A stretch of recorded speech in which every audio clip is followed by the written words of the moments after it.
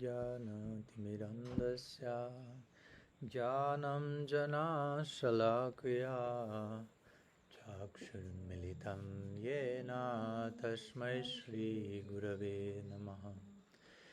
नामश्रेष्ठं मनुमापि सच्चिपुत्रं हात्रस्वरूपं रूपं तस्याग्रजं मुरुपुरीं माथुरीं गोष्ठावतीं राधाकुन्दं गिरिवरं महो राधिकमधावशं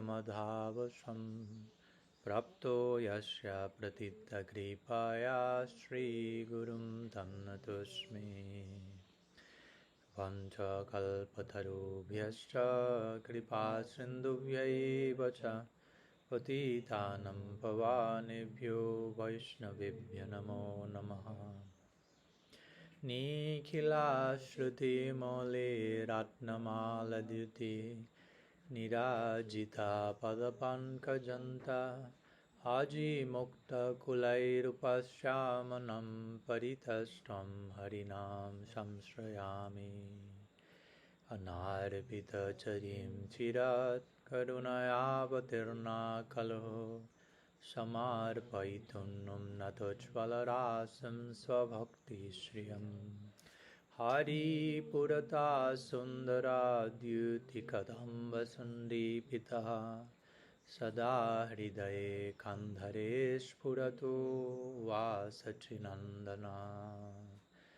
अजानुलम्बिता भुजो कनकावदातु संकीर्तनैकपितरो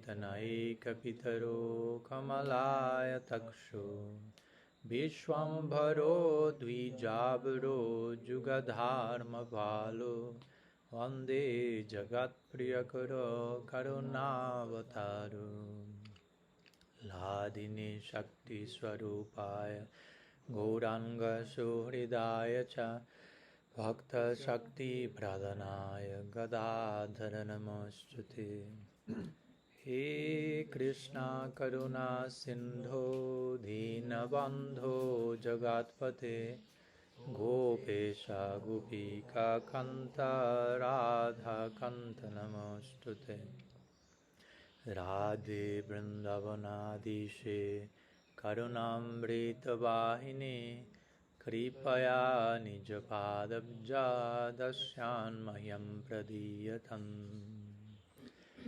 भक्त्या विहीनाय अपराधलक्षाय क्षिप्ताष्टकमादितरङ्गमाध्ये कृपां मयि त्वं शरणं प्रपन्नं वृन्दे नमस्ते चरणारविन्दं वृन्दे नमस्ते चरणारविन्दं। श्रीला गुरुदेव की जय। श्रीमन महाप्रभु की जय। श्री हरिनाम संकीर्तन की जय। श्री श्री गौर नित्यानंद की जय। श्री श्री गौर गदाधर जी की जय। श्री श्री दाऊजी गोपाल की जय। श्री श्री गौर राधा माधव की जय। गौर भक्त वृंद की जय। गौर प्रेमानंद हरि बोल। So, pranam to all. Good morning. Welcome. We are continuing today with our series of lectures in the context of our Japa retreat and in-depth seminar, actualizing our connection with Srinam, updating what Srinam is for us in our lives and who we are for him in his life. He has a life, we have a life, and the idea is that the two shall always meet in this case. So, some brief words regarding yesterday's lecture as a recap. So we continue with today's topic. All of them will be somehow, hopefully, some thread connecting one lecture with the other one. So yesterday we were analyzing or trying to detect some of the main obstacles to our addressing the practice of chanting, japa, kirtan, etc. And as we mentioned, first you need to ascertain which the obstacles are. Be open to be willing to to recognize that possibly there is some obstacle in my life, and then being willing to know which are those obstacles, to ascertaining them, and only then working on them, and eventually transcending them, integrating them in the higher synthesis through proper work. Synthesis, integration is not just making a kit tree and putting everything together, but it's a process that takes time, when everything has to be properly mixed or combined and put in its place, and that may take time, no rush. But of course, as we mentioned, while identifying these obstacles, being careful not to over-identifying with them. One thing is identifying them, other thing is identifying with them, another thing is over-identifying with them, and all the headaches that will come from that, as we said yesterday. By over-identifying yourself with an obstacle, you maybe then go to the other extreme of trying to over-hide that, so nobody knows about how horrible you are, how horrible you think you are. But when you realize I'm not that, then of course there's no need to hide that which I'm not, but actually sharing that with confidence in proper sangha, so we can transcend it. So we mentioned a few of them, like 7 or something. I won't, of course, enter into the details, but we will briefly mention which were those. Can you remember? Impatience. Okay, probably you will remember the one you relate more to. So Akshay needs to work on patience. Confirmed. Emotional indifference and impersonalism. Like emotional disconnection or indifference, impersonalism, like another step to that same principle, if you will. Also, having a material conception of the name, or having this ego or notion, I am the chanter of the name. I'm not being chanted, but I'm the one chanter. What else? Having mundane thoughts, yeah, like being absorbed in mundanality, if you will. With superficiality, or other ways of putting that, complacency. And basically that, and of course in between of all this, so many other things came or may come.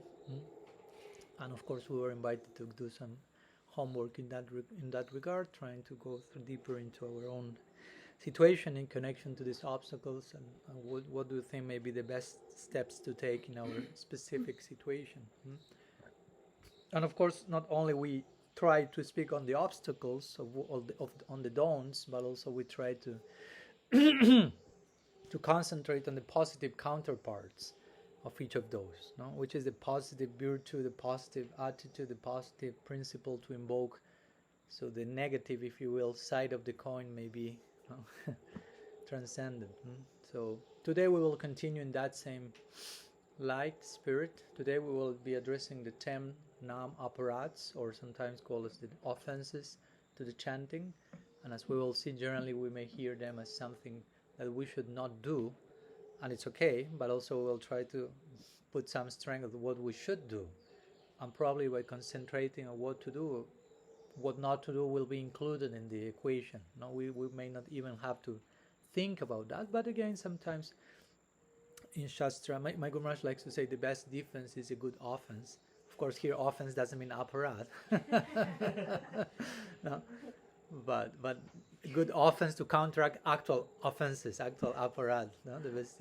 So that's the best defense, to have a proper attitude, positive attitude to address the situation. But sometimes, as I say, Shastra will say the same thing from both sides, because we may need that. No, like smarta vyasatatam Vishnu, vishmarta vyanajatu chit. Always remember Krishna and never forget Krishna. But I can tell you, but if you always remember, you will never forget. Or if you never forget, that means you are always remembering. So why you are telling me the two versions? Probably because we need them. We are not able to play out the implications of one version. We may not be able to always remember him means never to forget. So yeah, I always remember. I sometimes forget, but I always no. You cannot do one thing. So the two things are being said, so we have a clear understanding of what implies to do this and what don'ts are included in the do's of something like that. So we'll try to to address this NAMA-APARADHA in that way.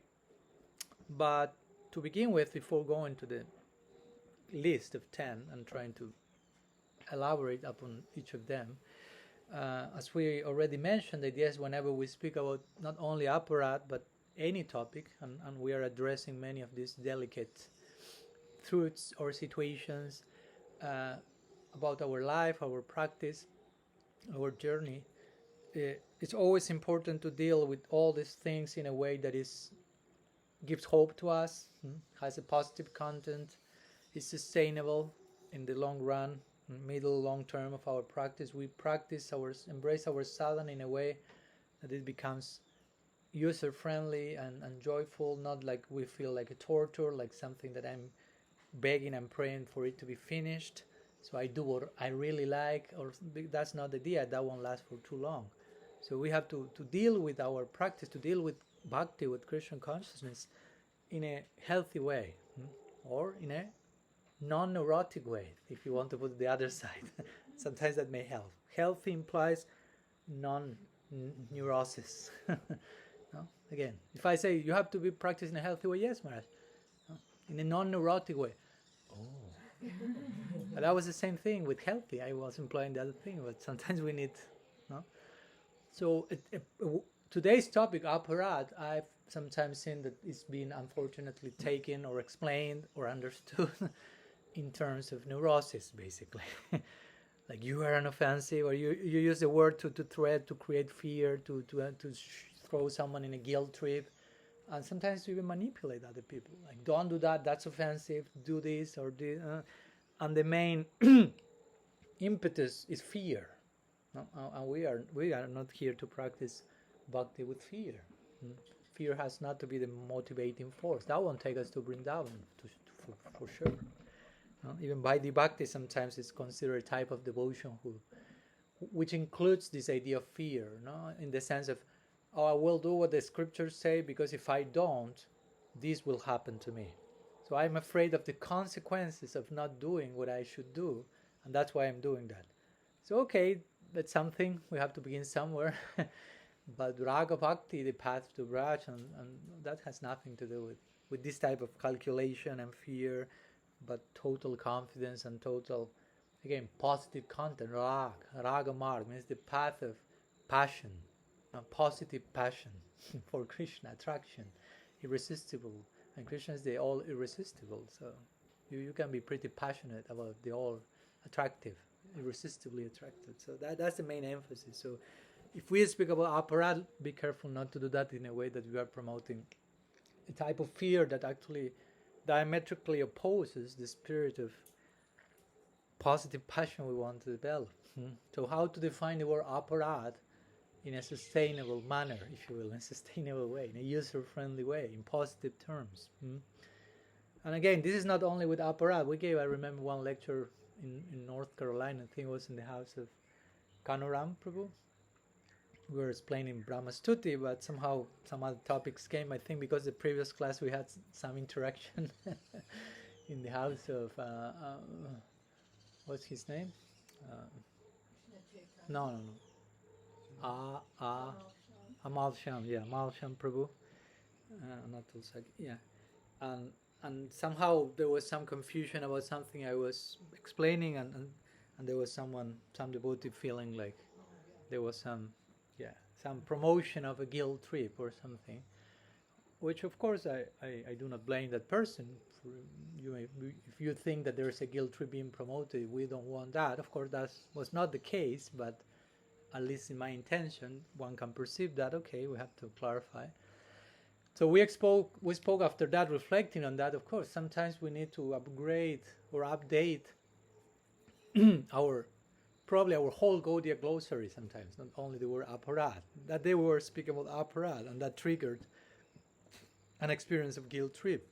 So I was thinking, wow, even though it was not my intention, sometimes we may be carrying some past trauma or some whatever previous experience that I explain or mention even one word with my own understanding, but that triggers something very specific in the other person. And of course, we cannot control everyone's reactions, but we should, as much as we can, try to make sure that the idea we want to convey is very clear in each one. We watch each one's heart, and we are not just like promoting the opposite in their minds. So sometimes our Gaudiya glossary is perfect, but we have to be careful how we are defining each word when we say aparad or offense or whatever. What do we understand by that? What we are conveying by that? You follow my point?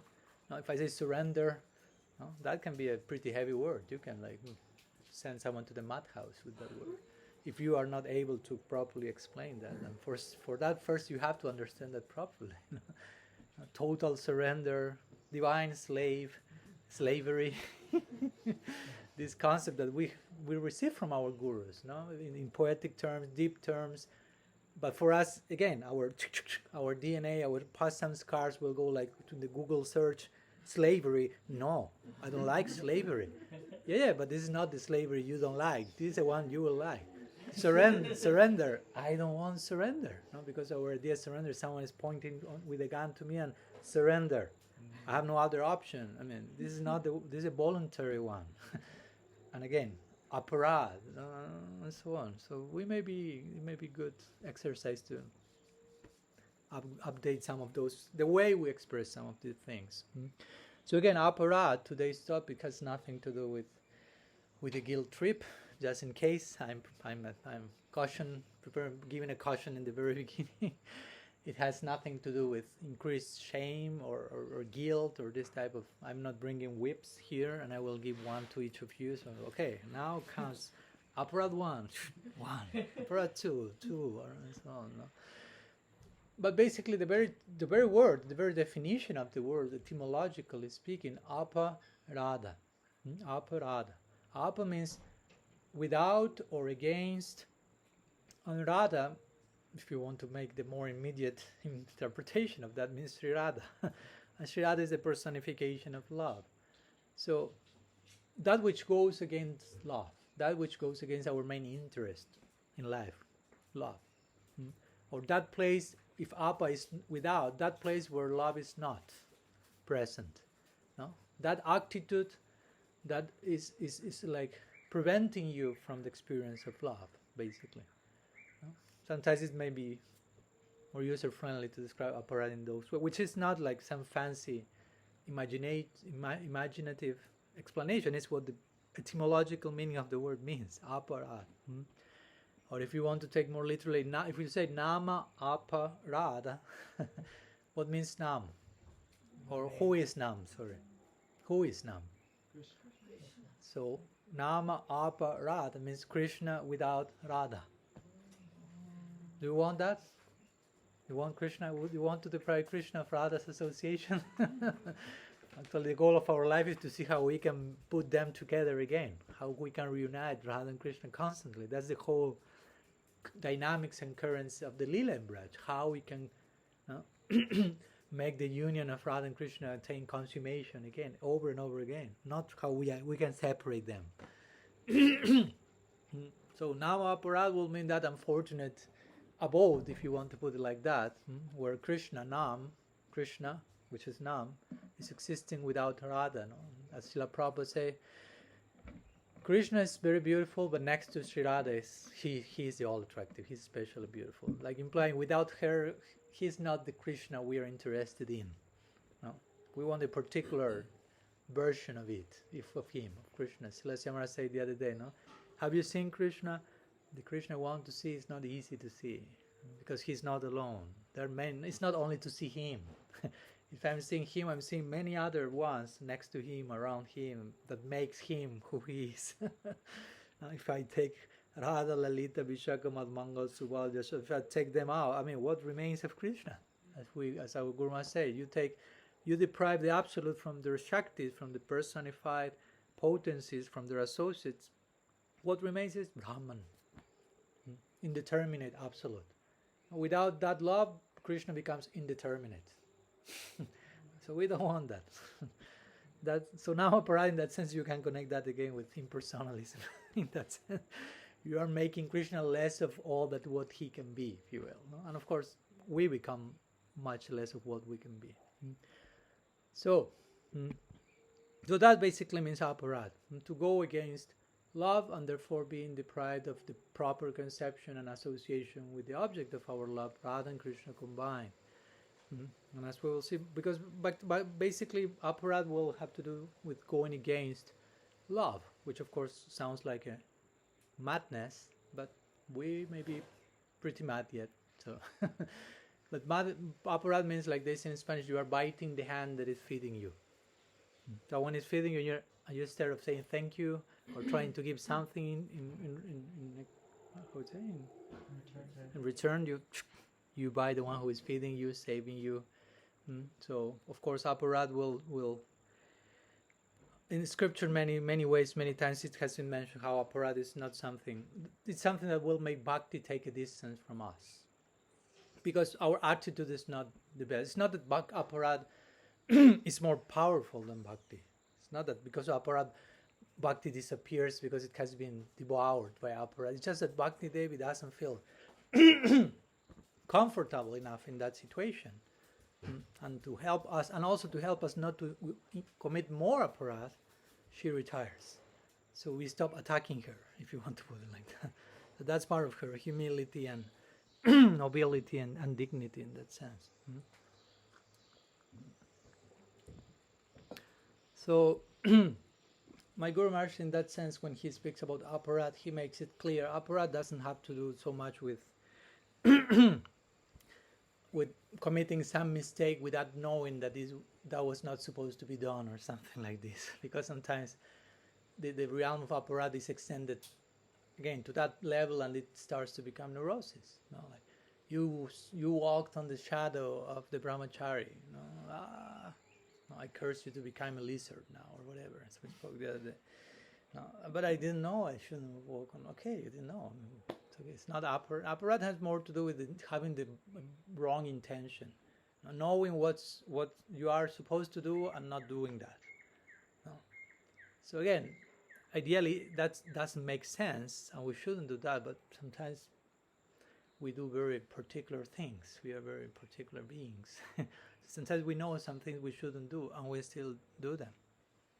So that's what's called, basically, that's what falls into the category of aparadha. Not so much making some mistake, I'd say, inadvertently, or like this. But actually, again, we are told Bhavagrahi Janardana. Krishna is just taking the essence of what we are doing, the essence of our attitude, which in one sense, it's a relief, no? If I make a mistake without knowing, he won't take that. But also it's a great challenge, because if he's not enchanted or distracted by any formality, he goes right away to our inner attitude, then the question is, okay, where is my inner attitude? Is there any? Okay, I have to work on that, because he only sees that. I cannot just like cheat him. Look how nice I'm doing this on the external. But he will go through that and say, let's see bhava, what's your inner mood? So it's a relief that he's such an essentialist person, but it's also a healthy challenge. So I try to emphasize this because, of course, these type of things are also an invitation for us to not be hypocrite, not to not be indifferent with the grace that is coming, not mistreat that. Because that's a very delicate thing. Again, if a gift such as the mercy coming from Mahaprabhu and the parampara is coming to us, and we abuse that, exploit that, that's not grateful to begin with, and that may, create pretty not very charming, sweet results. And I emphasize this because I've seen sometimes even devotees overemphasizing. Like, for example, some devotees may have had some problems in their life with following strictly what they call the 4 regulative principles. And if someone didn't follow them perfectly at some point, one may say, oh, he fell, or she fell from the path. Like, that's pretty much like overemphasizing, even to the point of demonizing. I saw her, whatever, smoking or whatever, taking this. But if someone engages in aparadha, sometimes that's not considered as grave as such. You don't even like consider that a fault. You are not point, because it's not so concrete. I mean, it's pretty concrete, but it's not like taking something but it's more like a mentality, if you will, that may take so many forms outside. Of course, it can take the form of you, as we will see, killing a Vaishnava. That's pretty concrete. But sometimes it may be more subtle, and you don't have this kind of aparadha. So you follow my point. No? So sometimes we overemphasize he fell because he did, but you engage in Vaishnava aparadha, which is way worse than falling from the regulative. You don't think that was a falling, if you will, no? And actually, that's again not to create any type of neurosis, but just to be objective about what's what, if you will, no? Some bond in that connection. Again, aparadha has more to do with antagonism, being antagonistic towards love, to develop, if you will, a spiritual apathy or something like this. No? So that's way worse than you may have had some occasional, which with this I'm not trying to normalize the other thing. No problem, as long as you are not an aparadha. That's also, we will see that that's an aparadha. No? That's to engage in sin on the strength of the name. No? So this is not aparadha, this is just little thing, but then I will chant and Nam will be merciful to me. So you are started to, again, to exploit and calculate, and that's not healthy. No? You are confessing with the priest on Sunday, and you already have your list of degradation for Monday ready there. No? Okay, now I'm clean again from scratch. Let's do it. Tabula rasa. So I can feel the whole. And on Sunday, when I'm about to overflow, I go again and do catharsis and ready again to go on Monday. That's not the idea. No? That phrase you just used, tabula rasa. Oh, that's an expression which Clean means. slate. Sorry? Clear slate. Yeah, like clear slate, that you are like empty. There's nothing there, so I'm ready to start again from zero, from scratch, if you will. That was the context. Yeah. Of course, we will mention some of these aparadha, and we will mention what to do about them. And there are many types of aparadha, actually, not only NAMA-APARADHA. Today we will speak about NAMA-APARADHA, but there are other categories: Seva-APARADHA, Dham-APARADHA. I mean, actually, you can commit aparadha in so many directions. Not to create neurosis, just to understand love is a valuable thing, the most valuable thing, very delicate reality, and be careful not to attack it. So we are told in Shastra that we may be committing some aparadha in other directions other than Nam, and if that happens, we can counteract those aparadhas by taking shelter in Hari. But if we offend Hari, which can be Seva-APARADHA, for example, we can counteract even offenses to Krishna by taking shelter in the name of Krishna. As we spoke, Krishna's name is more generous, more fortunate, more powerful than Krishna. So even if you offend Krishna directly, again, with this I'm not proposing you can do that and then you have this other option. I'm just saying, the point to make is you can take shelter in the name in that case. But if you offend the name, that's the idea, there is no further shelter, if you will. That's why so much emphasize this NAMA-APARADHA, in the sense of you don't want to be totally devoid of shelter. And of course, if you offend the name, you are devoid of shelter unless and until you take the proper attitude to go back to that shelter. It's not that you are devoid of shelter forever and thrown into eternal hell or any of those things. But my point is, remember, the name is first class, non different from Krishna. We call the name Nam Prabhu. Nam Prabhu. Prabhu is a personal addressing to Bhagavan, to God, to a person. So the name is a person, and a person has a heart, has a particular taste, if you will, and can be displeased or displeased with certain things. So if we want to establish a relationship with someone, and a relationship of love and service, we will be concerned about what pleases you, I will do that. What displeases you, I will avoid that. Because I want to please you. I love you. So Nam is a person, and he has his own style. So we want to align with that. So in that sense, these 10 NAMA-APARADHAs can be considered things that won't be pleasing to the object of our affection. And I hope that they will make sense. It's not just like an ultra bizarre, eccentric demand that how Krishna can be pleased or displeased with he's such a, it makes perfect common sense if we are sober. So let's appreciate them. So let's go to the list. This list of 10 NAMA-APARADHAs is found mainly in Padma Purana, and some sadhus point that this list actually can be understood as referring to the name of Shiva. So offenses to the name of Shiva, because the word Shiva appears there. But actually, the context in which that appears can be taken in different ways. For example, why we Vaishnavas apply that to the name of Krishna? Because for us, every name of the Devas, including Shiva, is first and foremost the name of Krishna, and then secondarily indicates somewhere else. No? Like similar to what Mahaprabhu taught us, a grammar teacher, as we said the other day. Every word is the name of Krishna first, and then something else. So we could say that because Shiva means auspicious. So for us, of course, what's the most auspicious thing possible? The name of Krishna. So first and foremost, Shiva is the name of Krishna. There's a whole list of verses in, I think, Padma Purana also. Jiva Goswami quotes them. And he lists all the possible, not all, but most of the main names of Shiva that everyone knows. And he actually shows how all of them first apply to Krishna. Shiva, Mahadev, Mahesh, Ish, and so on. So that's one way of understanding this list as applied to Krishna. And also, again, if you take Shiva as auspicious as an adjective, this refers to the auspicious Krishna name. So Shiva can be, again, first the name of God and then of the Deva, or as an adjective, something auspicious. There's nothing more auspicious than Krishna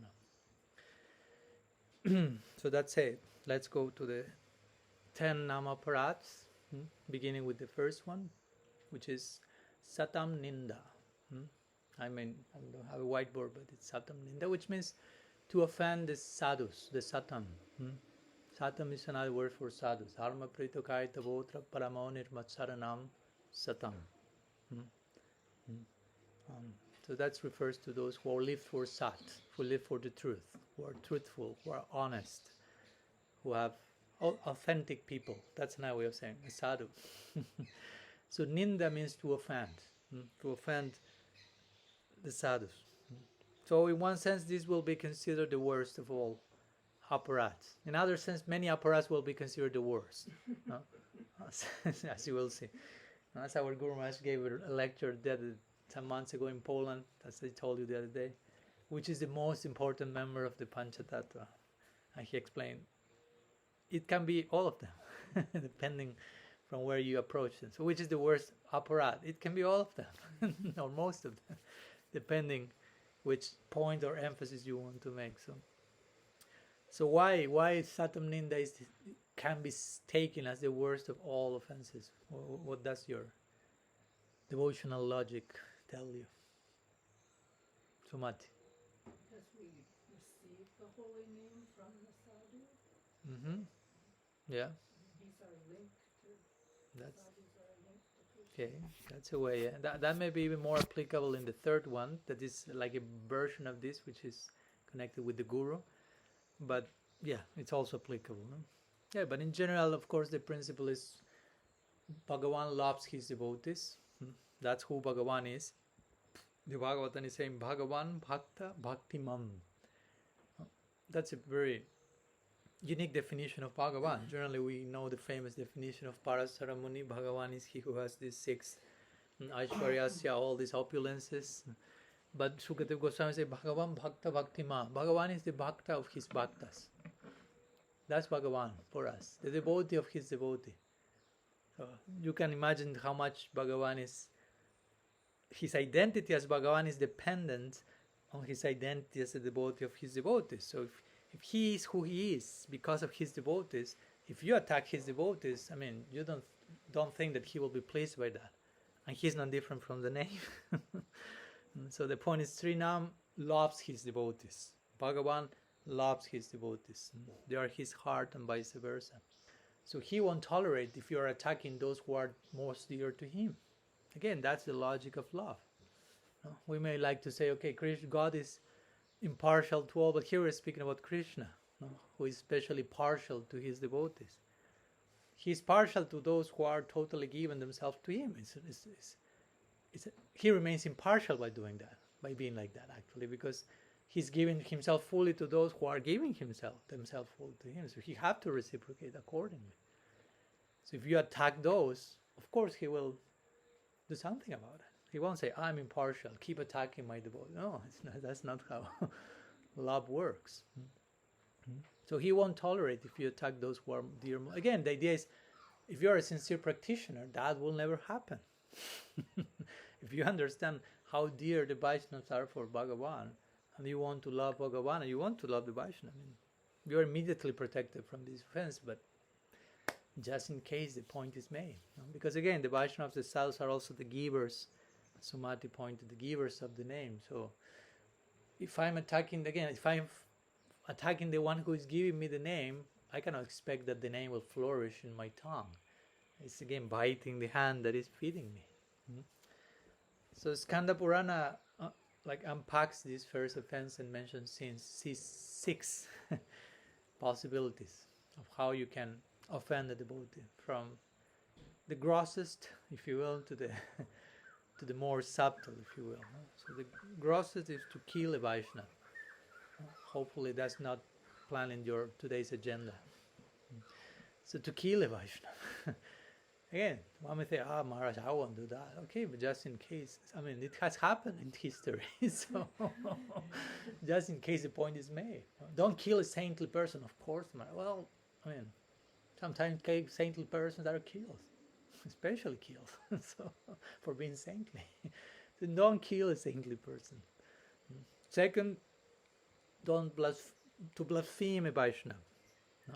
To open your mouth, to make it public, not a physical aggression, but verbal aggression, which of course sometimes can be even worse. Speaking about bad to the Vaishnava, or speaking bad about the Vaishnava to other person, and spreading rumors and whatever, gossip, and that's the second one. Third one, a little bit more subtly, mental platform. To think bad about the Vaishnava, think like wrongly. Yeah, it's another degree of. So it's more subtle. Nobody knows, you have not opened your mouth, you have not jumped onto the neck of that person, but in your mind something is there. So that enters into that category. Again, there are degrees of gravity or graveness? Gravity. But still is considered. The fourth one is not to greet a Vaishnava properly when you see him or her. No, not to welcome. Again, this is not just a formality, but just like a natural way of, if you understand what's Vaishnavism, again, as Prabhupada Bhaktisiddhanta will say, we practice Vaishnavism, which means the worship of the Vaishnava. Not the worship of Vishnu per se, but the worship of love of Vishnu, love of Krishna, Vaishnava. So not to greet properly a Vaishnava. A fifth one is to be angry with the Vaishnava, which somehow may be tied to the other ones, but anyhow. And the last one is not to feel joy when seeing a Vaishnava.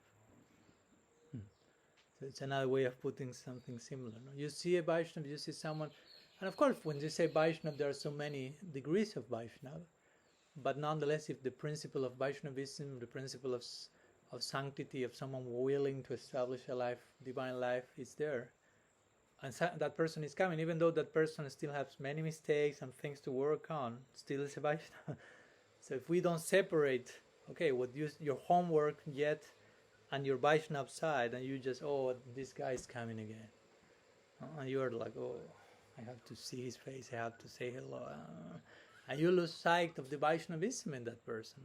As Guru Maharaj likes to say, there is a little bit of Radha in every heart of every devotee. So if you don't want to welcome that, to acknowledge that, that's a form of Aparadha. Aparadha, remembers, means without Radha. But there's a little bit of Radha in the heart of every devotee. So if you don't want to see her where she is, that's also a form of Aparadha.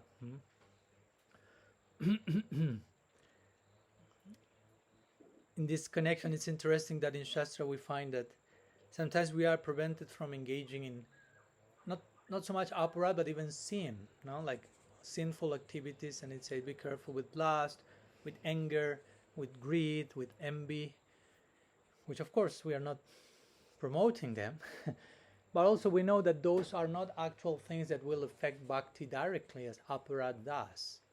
Now, Guru Maharaj makes the difference between the two, sin and aparad, papa and aparad, like sins of the flesh, sins of the soul. And but sometimes we are prevented from those things, like Raghunath Das Goswami does in Mana Siksha and other places, because if you are, okay, envy doesn't necessarily attack bhakti, but if you are envious of a Vaishnava, that becomes aparad. So you may be angry, and that's necessarily affect bhakti, but if you're angry at the Vaishnava, that becomes aparad, and so on. No, all these sinful things, when applied to Vaishnavism, they enter into the category of sadhu ninda. So we will say that that's the main emphasis. Why we are prevented of those things as Gaudias, no? Because that can transform in aparad, Vaishnava aparad, and we don't want that. Srila Rupa Goswami makes an important point in his Upadeshamrita that we should not. He will give the example of the Ganges and the foam in the Ganges, and still Ganges remain Ganges, spiritual water. So don't judge the Ganges, but the apparent flow floating there. So similarly, when you see a sadhu, be careful of not, or a Vaishnava, don't judging that person by any physical imperfection, or he says even by something more subtle in connection to his or her nature, acquired nature, her subtle body, if you will. Because that's not the person. You are not seeing the person for all that they can be, as we always say. You may be judging the person for who she or he is, who he or she was. But the idea is you have to judge someone according to what they want to be and all that they can be, their ideal, their potential. Especially in connection to advanced sadhus, this is a very big warning, because a great saintly personality even may be a little grumpy. No, it's not that the topmost sadhu will be floating in the air and smiling for every picture. There are cases of famous great Mahabhagavats who are like grumpy or have this type of thing. They're like, why he's speaking like that? Why he's doing like that? You may like mix everything and not separate their Vaishnavism from.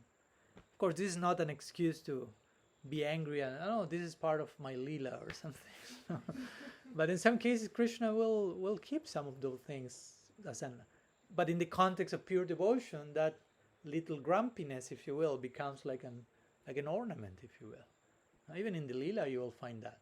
Madhumangal becomes grumpy sometimes, becomes angry, starts to curse, but in the concept of the lila, we are all charmed by that. No? So there's place for all those so-called anarthas, even in the lila, but in such a context that they are nourishing. But with advanced sadhus, again, we have to be careful, especially, for example, Vrindavan Das Thakur makes the caution, when two advanced personalities are having some difference of opinion, and maybe like quarreling apparently, be careful of you standing in between them. Sometimes the example is with two bulls, no? And maybe the bulls are fighting, but for them it's like exercise. No? They are playing, but if you get between them, you will be dead. For them it's exercise, for them it's game, for you it's death. So similarly, if you enter in between two great personalities having some discussion and you take sides and you start to, oh, he's correct, he's the one, and the other one, Vrindavan Das Thakur over and over again, Chaitanya Bhatan is like warning, don't do that, be very careful.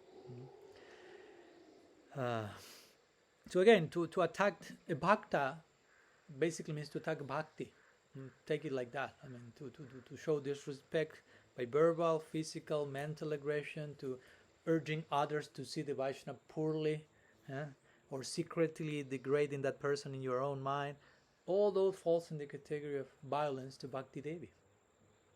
It's important to connect Bhakta and Bhakti Devi, the goddess of devotion, inhabiting that particular heart. So that will be a tough predicament, we could say, because also, especially if one gets accustomed to that, no, and you enter into that loop, and somehow you become blocked from the grace of bhakti, and probably it's likely that you may end up committing more offenses out of the pain of frustration, and you create like like snowball that is feeding itself, and it becomes like a vicious circle or something. So it's very important to know how to break the loop, basically. And even sometimes it's considered to offend the Vaishnavas to just passively witness that. Maybe you are not the one speaking, thinking, doing, but someone else is doing that. You know that's aparadha, and you are just like sakshi, as we say, as the witness of that. But you are not doing anything about that. You are just like, you are not engaging in a sin of commission, but in a sense of omission. No? And of course, in Shastra we have strong words. Shastra says something strong for those who witness that, and we need to maybe explain then. We need to update the glossary, as we say today. No, Scripture will say, if you are witnessing someone offending a Vaishnava, and you are not able to counteract it, well, two main options. Let's begin cutting the tongue of the offender. First option, and if you cannot do that because the person has small tongue or has closed her mouth or something, then kill yourself. So you're like, oh my gosh. Now Jason is thinking, oh, these guys seem nice till now. And now they're speaking about cutting tongues and killing themselves. I came to a suicidal cult or something, a cutting tongue sect. We won't cut anyone's tongue. We won't kill ourselves. No problem. The point is, sometimes the Scripture will speak in a certain way. This is said thousands of years ago in a certain language and culture, and this is not to be taken literally. Now, there are many sections in the Scriptures which are not to be taken literally, not in the context of our modern moral view and so on, but they are meant to, to impress on us about the severity of, and in this case, even just hearing criticism of a Vaishnava, like playing what to speak if you yourself are doing that. But it's not speaking about kill yourself, kill others, cut others' tongue, but just they give this strong like symbology of cutting the tongue, killing, to make like the impression this is not to be done, but not necessarily promoting do that actually. So it's important that we understand those sections in the Scripture in that sense, because if not, then you read Bhagavad Gita and you become a serial killer, basically. If you understand Krishna is telling Arjuna, kill your relatives, and you will first go, oh, okay, now I have to follow the Gita. Mom, are you there? Okay, I'm going. I just need to stop in the gun shop for a minute and see you in a few minutes. I'll share with you the conclusion of the Gita. But of course, the conclusion of the Gita, that is not that one. Sarva dharmam parityaja. It's not kill them all, but kill your ego, basically. So again, that's why sometimes they are told you need to study the sacred texts with a guru or with someone who knows what's the intention of the text. Because you can, whatever. You can read chapter 11 and become inspired to create the atomic bomb. And that was the case.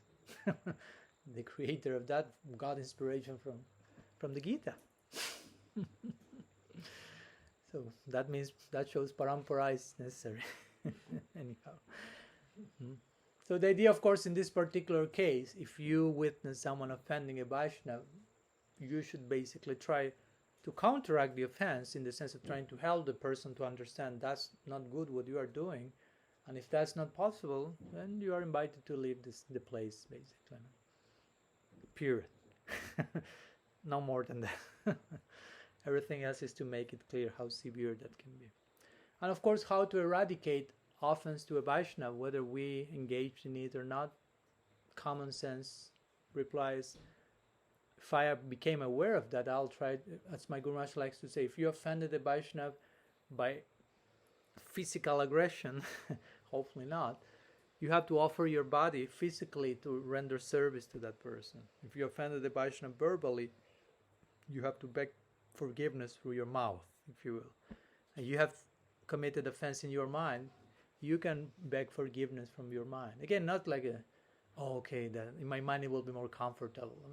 In all the levels it has to be the same on top, or the repentance, the fire, as we say the other day. So, and if not, some reaction will come, not to go neurotic, but there are reactions to actions. Nam Kamodi says that. It says like, an offense to a great devotee is mitigated in two ways, by suffering the result or by the grace of that devotee. No? In other words, if I committed an offense and I go and beg forgiveness sincerely, the devotee will show grace and the offense is mitigated. If I don't do that, some suffering will come to my life as a result of that offense, and I will have to go through that suffering, and then the reaction to the offense is mitigated. And hopefully I'll learn my lesson and not repeat the same thing over and over again. Again, all this if we are sincere in acknowledging the offense and begging for forgiveness. To the person offended, of course, that's the situation when Vishnu told that to Durvas. No? He offended Ambarish, and Durvas was asking forgiveness to Vishnu. And Vishnu said, I have nothing to do here. You go and obtain forgiveness from him. I cannot do anything here. It's like if I offend Kishore and I go to Sumati, please forgive me my offense to Kishore. And Sumati says, I don't have nothing to do. Go to Kishore. No, he's the involved person. So again, this, if you pay attention, I think there's lots of common sense how to not only how to counteract. Of course, we are speaking how to counteract, but even better is how not even to having to counteract, because we have not done that. And what to do in that case, the positive version of not offend the Vaishnava, what will you say? Huh? Serve the Vaishnava. What else? Huh? Glorify. Again, not as a way, I will be doing that so I don't offend him. You follow? It's not only like, okay, I will do that so I don't fall into aparadha. No, I want to love the Vaishnava, to appreciate. No, Priti Lakshanam, like Rupa Goswami will say, there are different exchanges of affection between practitioners and devotees. Snigdasya, the Bhagavatam say, try to be affectionate to the Vaishnava. So if you are affectionate with someone and loving and so on, automatically nothing of all the things that I burdened you with for the last 15 minutes, nothing of that will come, if you are properly giving yourself affectionately. So that's the real solution, to anticipate in such a way that you don't even have to think about counteracting. But just in case, the scripture will say, if you do that, okay, this is the way to counteract that. Hopefully you don't have to counteract that, but just in case. The point is, even if you do it, there's always a way to counteract that. There's always hope. Again, there's never the point that, oh, no more hope for you, sorry. No. The doors of grace have closed forever. No. That's not happening. But we have to do our part. To be sincere, to beg forgiveness, to feel the need of being forgiven if we did something wrong. Again, in a healthy way, not in a neurotic way. There's a healthy point to all that. Okay, let's go to the second one. This was a little bit long because it's one of the main ones, and it's represented in another ones, but now we will go a little bit quicker, probably. Second one is to consider the name, attributes, qualities, and so on of Shiva, and sometimes it is said by extension of other devas, as independent from those of Krishna. In other words, and this in connection to the name, in connection to which sense that when we chant the name, we understand the name is not different from Bhagavan. But there are names of Shiva and so many other names of other persons, if we want to see those names related to other persons, which are not exactly on the same ontological position as Krishna Nam. In other words, the Devas and Krishna are not in the same position, and therefore their names are not in the same position. There's only one absolute. And this applies a lot if you go to India, you understand more why this offense is there, because in India there's lots of polytheism as well.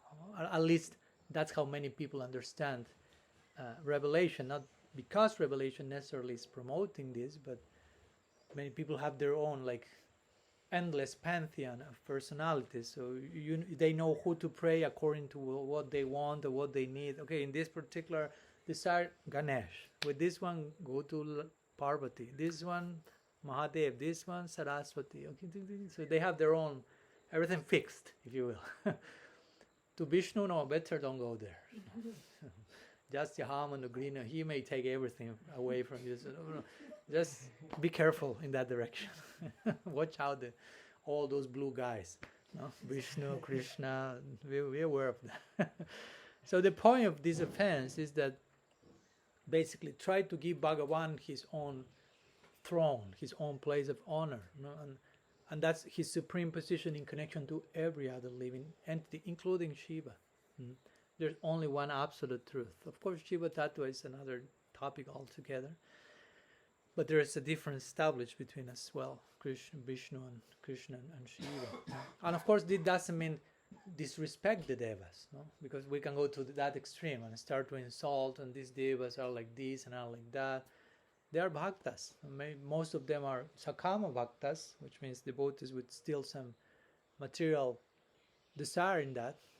So who are we to criticize them? Well, probably we may be in that category with some good luck. We are bhaktas yet. But so again, we are not to confuse devas with deva, with capital letters, with Krishna's deva, as Arjuna called him, the deva of the devas.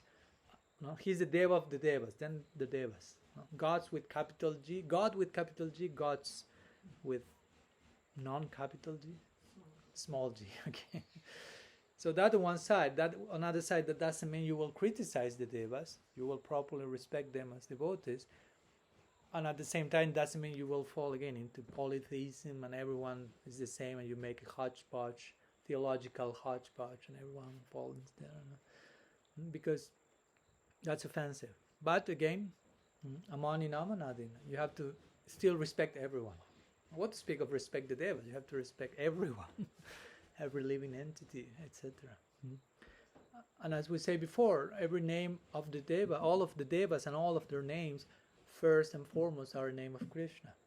So that's another way of connecting this offense. No? Okay, the devas are subordinate personalities to him, so even their names which speak about qualities, auspicious one, Shiva, the boss, Indra means boss. So Krishna is first Indra. No? He's Indra, some name of Krishna is Indranath, who is the boss of the boss, no? Something like that.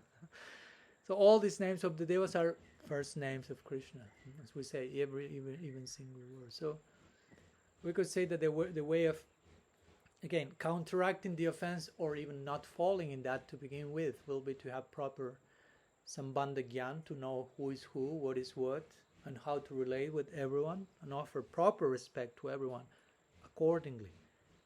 Like when we are told you have to, there are different degrees of devotees and we should respect all of them accordingly. When you make differences between degrees of devotees, it's not to disrespect the junior. It's just make the difference to properly honor that person in a way that is fitting to their situation. So it's to honor them properly and making the difference, not to create a disrespectful hierarchy or something like that. So this will be the way to deal with this offense. Again, if we realize we have engaged in that one, always sincere repentance, taking shelter in Sri Guru and the Vaishnavas, and especially increasing our sambandha gyan, our education about the position of Krishna and everyone else, and properly honor every living entity, devas included in this case. Okay, let's continue. The third one is Gurora Bhaknya. This may be other one of the worst one for some. Another possibility of seeing this as the worst. Gurora Bhaknya means to neglect the Guru or to neglect the principle of Sri Guru. Dismissing of Guru Tattva or something like that. Sometimes, for example, when Jiva Goswami is elaborating this NAMA-APARADHA in his Bhakti Sandarbha, he's not going into this offense because he sees this as a special case of the first one. Sadhu Ninda, offenses to the Sadhu. Of course, Guru is also in part of that, so he just mentions it and continues. But we will say a few words and continue there. As I mentioned, from some perspective, this can be seen as the worst of all them, because, of course, as we say, Guru is the one giving me the name. So if you attack, offend the one who is giving you the name, how you expect name to remain with you? And also, ideally, we learned from the Guru which are the 10 offenses and how to avoid them. So if you ignore the Guru, it means you're ignoring NAMA-APARADHA, you're ignoring the instruction, you're ignoring the knowledge of how to chant the name. You follow? So you are ignoring the name, basically, as in itself. No? It's generally when the Guru is giving the name, giving Harinam many times, as our Guru Maharaj does, he's giving Harinam to someone, and he will go through these 10 apparats and try to explain them briefly, or not briefly, but explain to make the case. This is to be, you have to have this present in your mind, no? Because as the Shastra many times say, no, we already spoke about the glories of the name and all these wonderful things, and as we started yesterday's class, but sometimes I don't feel that wonder, sacred wonder. Why? One way of putting that, apart from yesterday's obstacles, is aparat. Again, yesterday and today's topics may be intertwining with each other, but many verses in Shastra saying that, no, due to aparat. And again, this is not guilt trip, you are the bad guy, but just for you to know why this is not happening. Probably it's an invitation to investigate, explore your heart, and see what we can do. Because if not, if we don't have that type of attitude, we may project doubt, cast doubt on the name, probably. If it's not about me doing something not correct, then the mistake may be on the name, on bhakti, and that can happen, and it's, of course, can damage our faith. So, some point also in connection to this, to the point of Guru or Avajña, Vishwanath Chakravarti Thakur says that a devotee of the highest caliber, Mahabhagavat, due to his or her humility, it says that the greatest devotees have the greatest humility. They are kind of synonymous. So that person won't take any offense personally. They won't feel, oh, the person offended me, because they will think who I am. I'm nobody, so I'm not a Vaishnava. So there's no Vaishnava Aparadha in this case, and so on. So Vishwanath Chakravarti Thakur says that, he said the greatest personality is not taking offense, but the dust of the feet of those devotees won't tolerate the dishonor to their master. Like making the point, because I've heard this sometimes in some devotees saying, a great Vaishnava never feels offended, so you cannot engage in Vaishnava Aparadha because they don't feel offended. It's not like that. You follow me? Because it's on a subtle level. You say you can do whatever you like, but they are so humble that they will never take offense. So you don't bother about all this today's class. You just do whatever you like, and they are humble, so they won't be offended by you. It's totally abusive mentality. No? So Vishwanath Chakravarti Thakur makes this point. They may not take that personally due to their humility, but that doesn't mean there won't be a reaction. So he kind of illustrates that referring to the dust of the feet of those devotees to make the point. There will be a reaction, especially if you calculate in that way. Now, it's another way of this idea of committing sin on the strength of the name. Here's another way, committing aparadha on the strength of the Vaishnava's humility or something like that. That's how you want to relate with the Vaishnava? No, that's your project? Please no. So how to counteract that, or how to even avoid this to happen again? Relating in a very affectionate, humble mood with Sri Guru, Vishrambena Guru Seva, with confidence, with friendship, feeling the Guru as my dear closest friend, great guardian, so many things we can meditate on that figure. Beta Tuam Sumyatat Sarvam Tattvatas Tadanugrahat Brijusnik Dasis Yasya Gura Boguhyam Apyutas, says the Bhagavatam. To that disciple who is affectionate and humble, the Guru will reveal to him, to her, all her secrets. All the secrets from the heart of Sri Guru will go to the disciple's heart. If the disciple is, again, humble, sincere, affectionate. And if we realize I committed Vaishnava Aparadha, then okay, you go to that sadhu, you proper repentance. Again, the formula to counteract will be basically the same in every aparadha. Now, be sincere, be honest, repent in a healthy way, increase your education about how you can avoid that next time.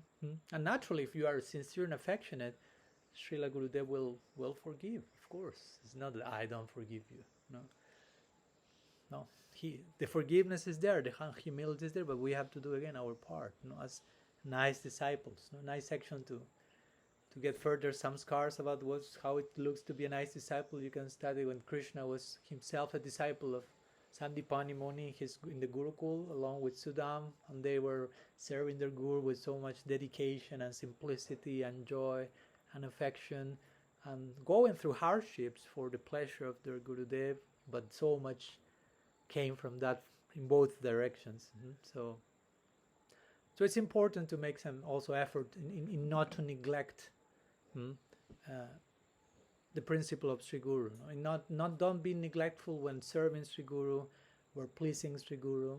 We should put some effort in not being neglectful. Again, not like over endeavor and forcing us to do anything, but just I'm supposed to love that person. That's why I accepted her shelter to begin with.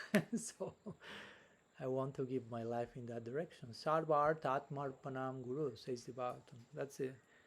What you can give in payment in reply to your Guru. It says your whole wealth, which means all that you find valuable in your life. That's the currency to pay back. And Sarva Artha Atma, and your whole being. That's to be offered.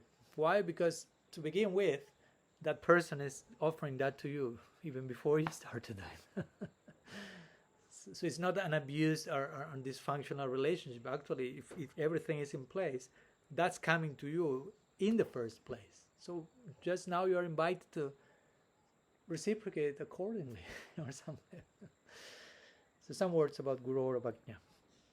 Let's go to the next one. The fourth one, which is called Shruti Shastra Nindanam. Shruti Shastra Nindanam means, Ninda means again like sadhu Ninda, like offenses in this case to Shastra or Shruti, revealed knowledge, to scriptures, sacred texts. Another way of abusing the principle of revelation that can take the form of sadhu, guru, or shastra. We always speak guru, shastra, and sadhu, so we have a corresponding aparadha to each one of them to make the point. No, be careful of not attacking these portals of revelation coming to your life, especially when it is says Shruti Shastra Nindanam. This refers to Shruti, to Smriti, which are also sections or texts that profusely sing the glories of the name. I mean, we know about the name by Shastra. So if you attack that revelation that makes us aware of the name, I mean, again, it goes against our own interest of the name. Srila Jiva Goswami, in his Bhakti Sandarbha, quotes one verse from Kurma Purana, interesting verse. It says, hostility toward one's guru is millions of times worse than hostility toward the deity. To contradict the authorized conclusions of scripture is atheism, and to do so is millions of times worse than hostility towards one guru. So he makes an interesting point here.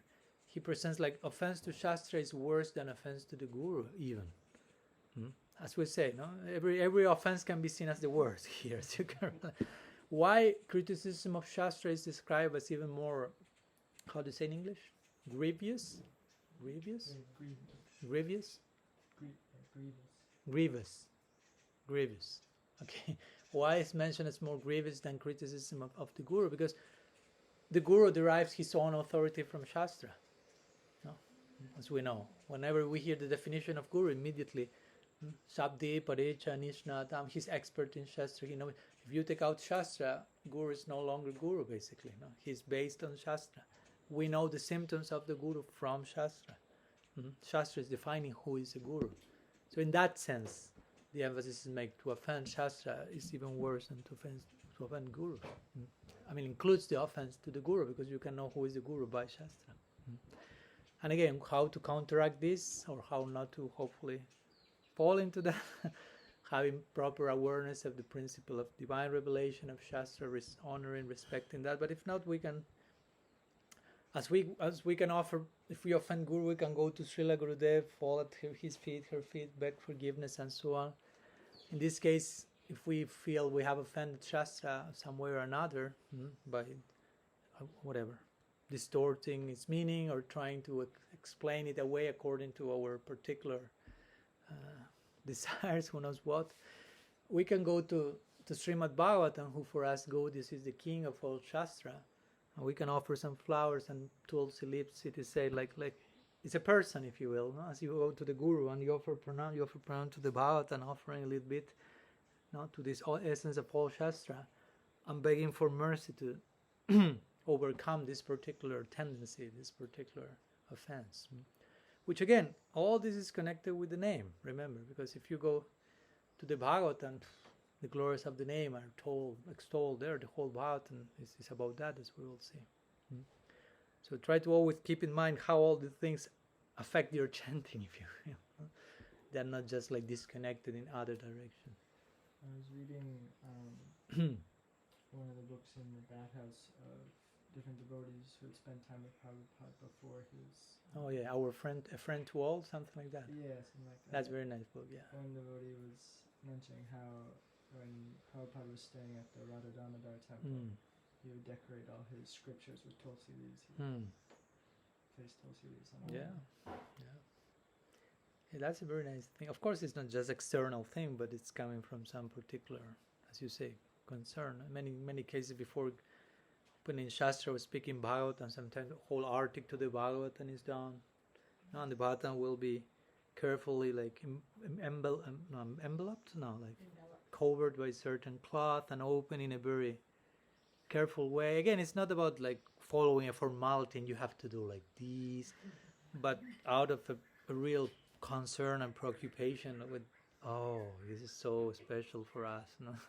So that creates the proper awareness. Okay, what's about to come now? Basically, no, not just like like Mangalacharan or things like this. You are like preliminary preparation for what's to come. Okay, let's go to the fifth one. Still, we are half our way, so bear with me. Fifth one is Arthabhada.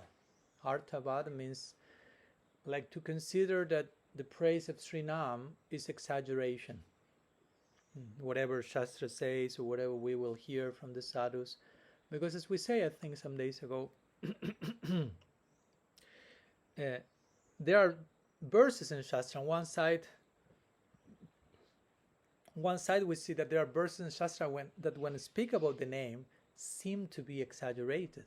Now, they will say, if you just pronounce once this name, or even one word from the name, or even one syllable of the name, even without being aware of the meaning of the name, this will give you liberation from samsara.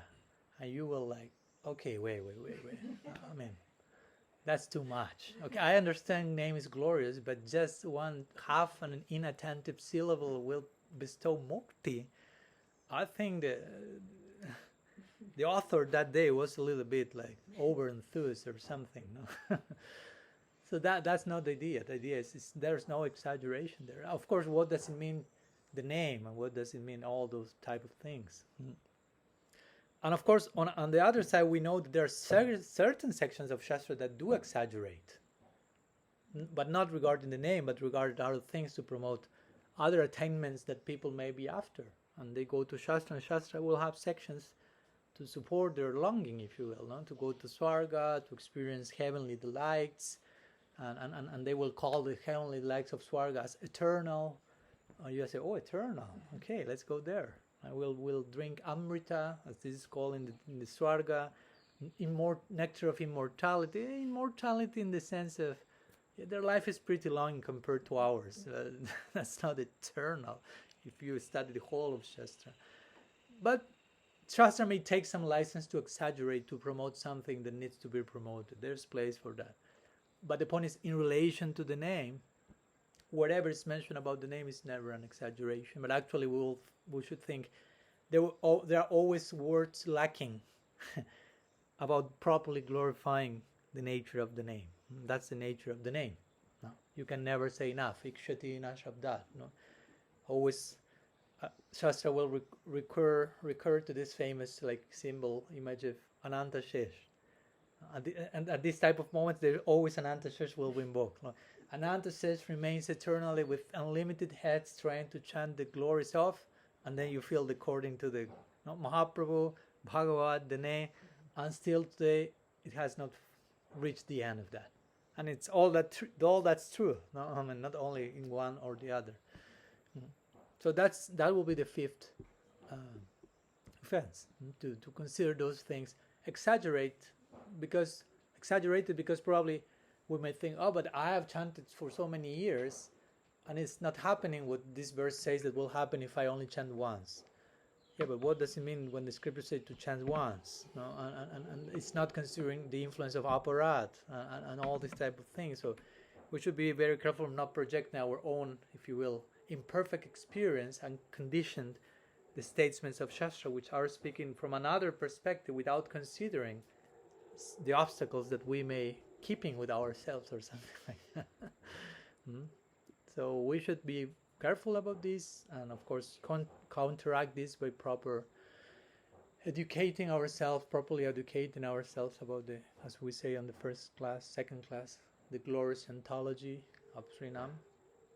And also, as we said also in that class, developing proper Shraddha or faith in the Achintya Shakti of Srinam. How unconceivably powerful is the name and how many things can happen if we have that faith. That sometimes is the problem. No? That we say, no, but this Shastra is saying just this, but I try and it's not happening. But you are the way you are telling it shows that you don't believe what that's saying. So you have tried without believing that that's true, and that's why it's not happening. If you will believe that, have proper full faith, that you will have a particular result. And faith is the active principle in whatever we do. Even if you take whatever, anyhow, let's continue. Sixth offense, the sixth one is Harinam Nikalpanam. Harinam Nikalpanam means to ascribe your own imaginary notions to the name. Like to create your own meaning to the name. Like to make the name be adjusted to your own thoughts, if you will. And of course, in a way that contradicts Shastra. Because there is place to think about the name in so many ways. We are trying to share some different ways of doing so, but all of them should be in a context of revelation, not just, okay, the name is what I like it to be for me. No. It doesn't work like that. No, it's not trying to accommodate or to force the name to mean what I like it to mean. No, that's not the way to address transcendence, but the opposite. No, it's not, I have my list of desires, of samskars, of preconceived conclusions and prejudices. So I already have that fixed list with me, and the reality has to adjust with this. So this is my list, and hey, your reality, adjust to that. Now I'm included. It's not working like that. So that's why the Bhagavatam say to Bhakti Yoga Paribhavita Hritsaroja Asisrit Tekshitapati Nanunata Punsam. This verse Brahma is saying, according to how a devotee meditates on Bhagavan, Bhagavan reveals a corresponding form. But he says Sruta Ikshita. That meditation and that form has to do with what one sees through Shruti, through hearing sacred revelation. In other words, it's not that Bhagavan will take any form and you will meditate in any way about him. There are certain parameters about which type of bhakti can be expressed and which is the corresponding form to that bhakti. It's not that, for me, Bhagavan has 3 horns and a blue head and yellow arms, and he plays drums and rides on a skateboard, and you're just projecting your anarthas and samskar, and you want God to fit into that mixture. He's not forced to do that. So the same with the name, which is not different from Bhagavan. It's not that he will mean whatever you like it to mean. No, the name already has a meaning, a lot of meaning, and you are to connect with that from one of those legal perspectives, if you will. No? But if you don't do so and just project your imagination, that's Harinam Nikalpanam, an offense to the name. So of course, how to counteract that? Similarly than the previous ones. Trying to be properly educated about what the name is, which are those meanings, and how imagination cannot touch transcendence, basically. No matter how wild is your imagination, that's still in the context of your limited experience on the material realm. You cannot go beyond that with your imagination. As bizarre as your imagination can be, it won't touch transcendence, because for that you need an experience of that verse. I have a question. Yeah. Is it similar? Could you also consider like taking things from other religious traditions, like God as a punisher, or different conceptions of God, and laying that over the name or Krishna? Would that also fall into that? Into this one, the last one. Yeah. Or would that also be considered some kind of aparadha? Well, depending on what are you taking, because when we say we take things from other religions, of course, that doesn't necessarily mean that there are different elements to the ones we have in our religion. No? So that do you follow my point? So I mean, other religions may speak of God as a punisher in one way, and we can find that in our tradition as well. It's not that that's not present. Of course, in which sense he's a punisher, I mean, we have to, again, recalibrate the glossary because there may be a lot of prejudice and trauma already included with that notion, God, punisher. But the word punishment, literally, I mean, if you take just the word punishment, doesn't necessarily mean cruel, bad person. Now, if I'm a father and my kid is misbehaving, I may punish him out of affection, because I don't want him to make that mistake again, and will come with some loving concern, so you don't make the same mistake. In that sense, punishment is synonymous for affection.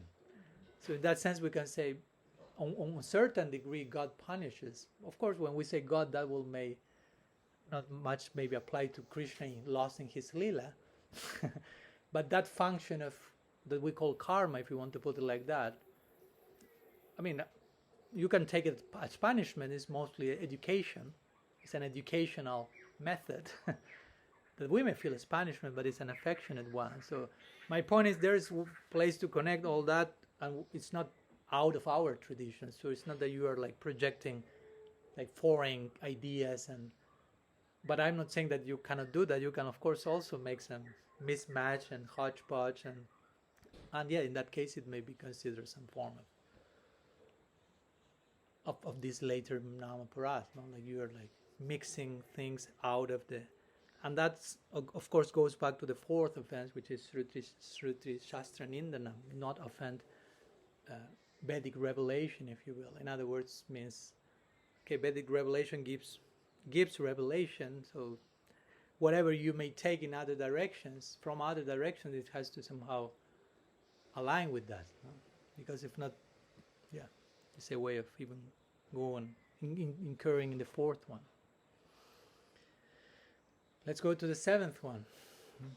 We briefly mentioned that before. Engage in sin on the strength of the name.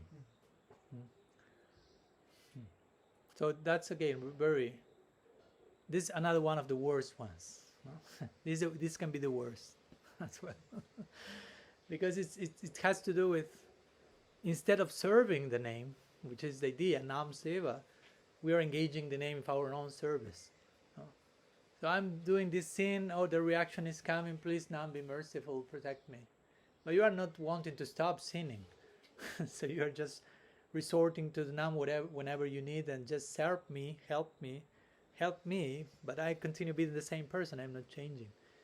And in this case, you are using the Sudha Nam, the pure name. I mean, you are not chanting Sudha Nam, but the name is pure, to clean your abominable sins, if you will. So that's not, it's like, sometimes they say like to making the emperor clean your toilet. But we are not willing to serve the emperor.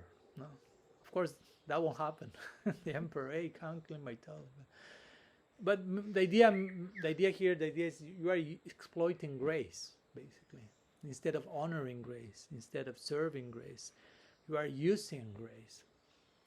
And using it to justify the unjustifiable, I will say. Because you should stop sinning. So if you invoke the name to continue sinning, that's like unjustifiable. But you are trying somehow to justify that under the garb of, I'm calling God to help me. But actually what you are doing is using the strength of name so you can continue sinning more effectively. So that's like very ruin, you say in English? ruin. La palabra ruin, how do you say? There's a word in English for that? Ruin. In Spanish we say ruin. Ruin. But not like a noun, like an adjective. Let me see. Despicable, contemptible. Okay, those are the words. In Spanish it's ruin.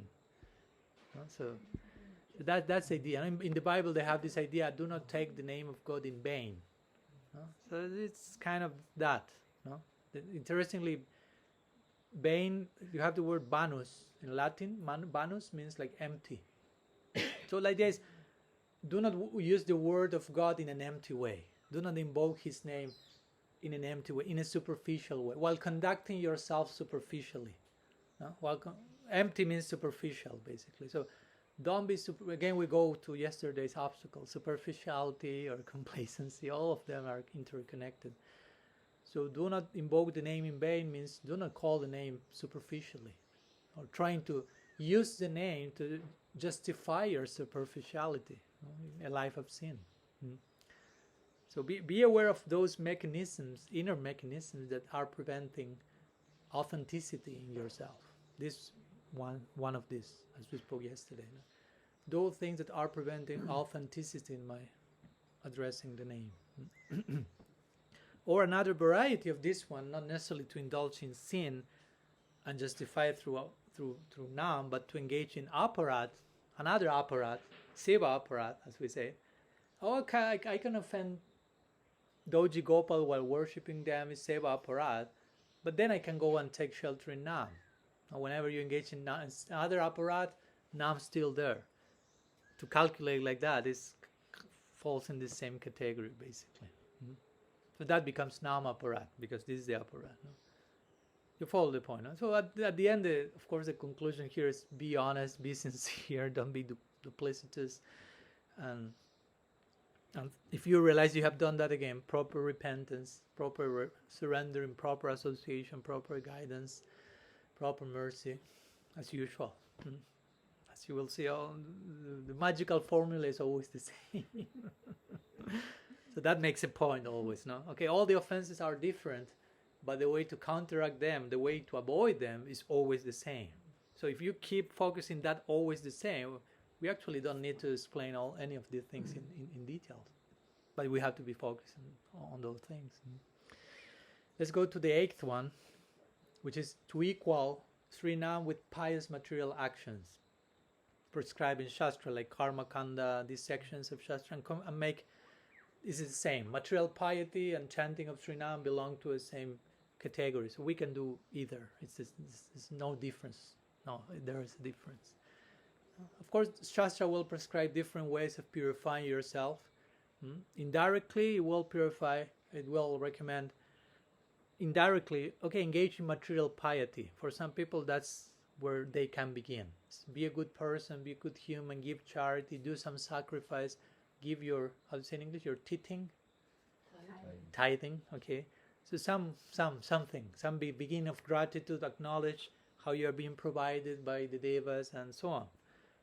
So that's an indirect way of, more in material terms, but there's a direct transcendental way, which again is chant Srinam. That's real purification in every sense of the term. So my point is, the two of them shouldn't be put on the same category, because they do not belong in the same position.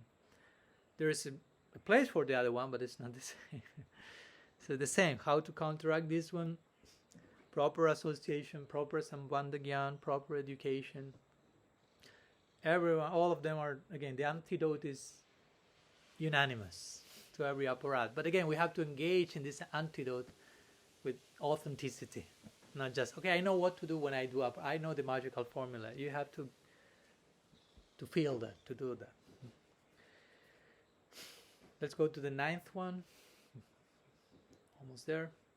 The 9th one is to instruct people who is devoid of faith and who are uninterested in hearing, nonetheless to instruct them. And sometimes this is further clarified, to instruct them about the glories of the name. But it can go even without that, to instruct them if they don't want to be instructed, if they are not willing to hear, and nonetheless you push. No? he tried to sell the book nonetheless. If you want to put it like that. Of course, Mahaprabhu says, Yare Dikatare Kaha Krishna, instruct everyone you meet about Krishna, but provided that they are willing to hear. Something like that. No, but if you, after you instruct someone or you share something, you expose, not impose, expose. No?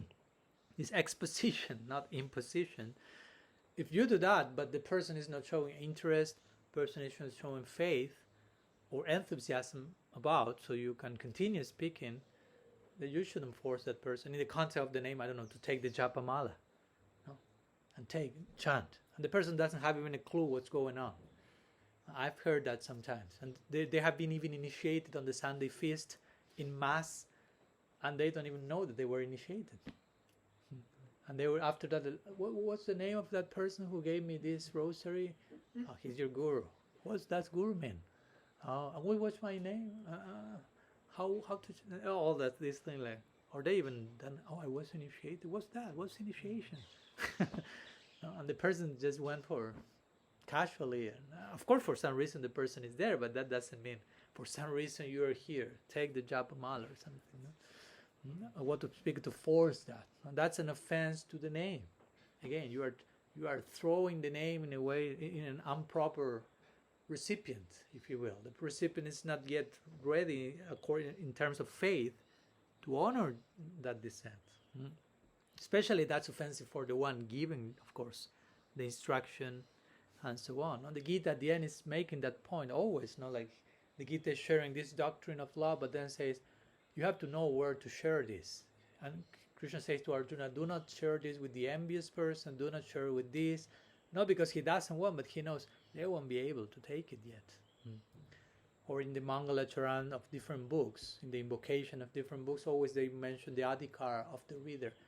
Jiva Goswami makes at the beginning of the Sandarbhas. Only someone who has faith in bhakti and so on should read this book. So if you are reading the book and you don't have faith in bhakti, you are being, he's not forbidding you to read, but he's preventing you. If you don't have Shraddha, you may, who knows what you will understand from this book. Better not read this book. Things like this, no? So, so it's interesting because here they say, okay, you shouldn't instruct about the name to those who lack faith. Indirectly, what is being said here is faith is the qualification for hearing, receiving the name. Of course, there are degrees of faith and so on, but the point is to be instructed on Srinam, Shraddha is the adhikar, basically. That's the minimum requirement from bhakti. Shraddhavan jannahi, Shraddhavan jannahi. That's how Bhaktivinoda Thakur sings. Oh man, people of faith, people of faith. That's what Nityananda Prabhu is asking in his NAMA-APARADHA. He's not asking anything, just a little bit faith, and here you have. And he's just drowning you in mercy. But that Shraddha has to be there again. Some conviction about what's there in the name. Minimum, on some basic level, some Shastriya Shraddha on some sort. And of course, if the offense has been engaged in, unfortunately, the person should again beg mercy to Srinam, try to increase one's understanding of how to deal with Srinam and with others in the context of giving Srinam, and analyze one's of motives. I don't know if someone is serving as a guru, and you are giving the name. What are your motives for giving the name? Which are your real intentions? Rupa Goswami is saying, a guru shouldn't have too many disciples. A guru shouldn't open too many temples, write too many books. Of course, what's too many? That's a relative consideration. As I like sometimes say, for some people to have even one disciple is too many. And for other people to be a disciple is too much. Yeah. And they are not ready to be instructed. That's okay. And we are not condemning there. It's just like, don't force something in an unripe moment. So as a guru, you have to be very careful about who you are instructing, who you are giving the name, what you are expecting, and so on. Sometimes some personal motivations may be there. I want more disciples, more followers, more supporters, more money, more numbers. So all of you are initiated by me now. Okay, I have 108 disciples in one weekend. But half of them do not even know that they are your disciples. that's only Nama-Aparadha.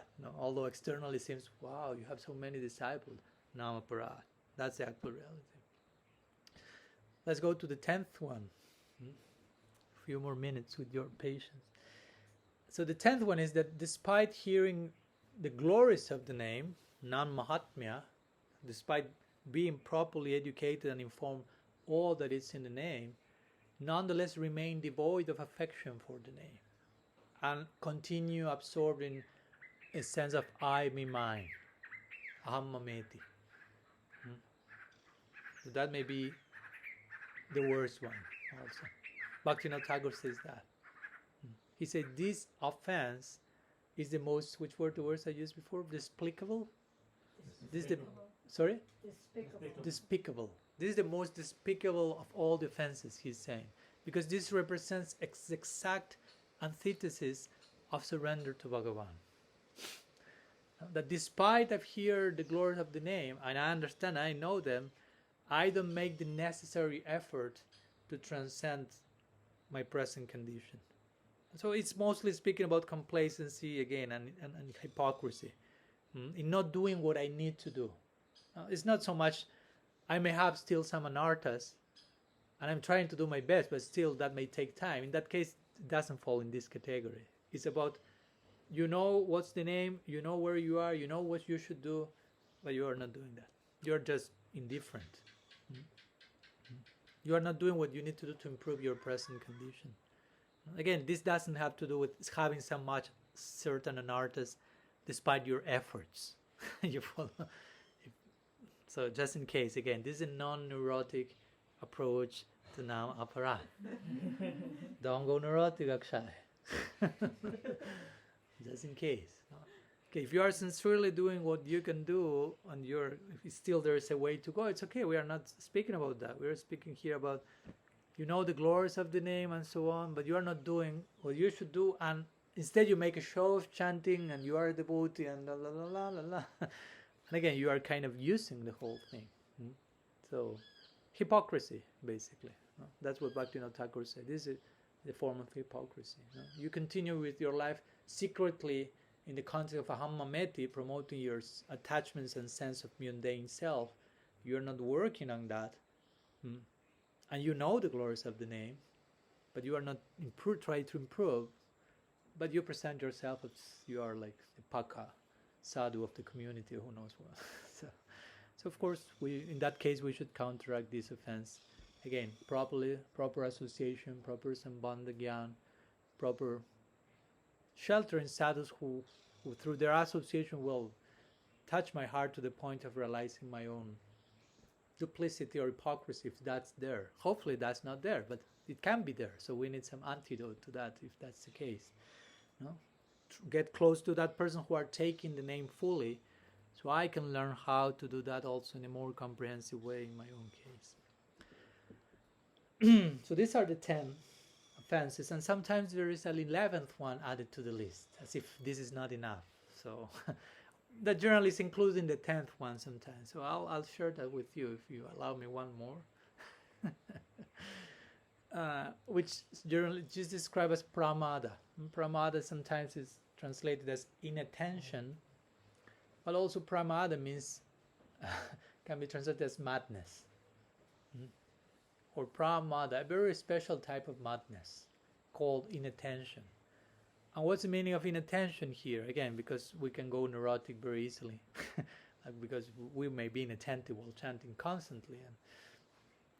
But here, inattention means like, how do you say in English? Descuido. Neglect. Yeah, to be neglectful of something.